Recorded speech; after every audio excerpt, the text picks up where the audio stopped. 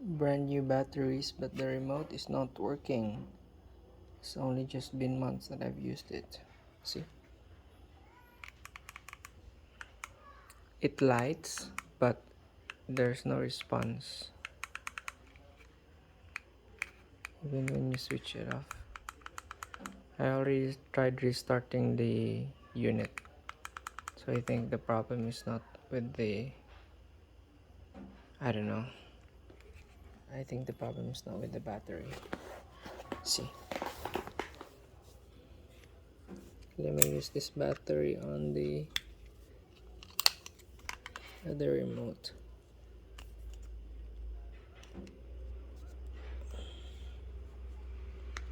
This is for my Amazon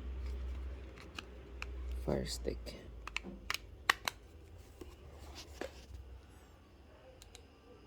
And it works. See? It works. So the battery is fairly new.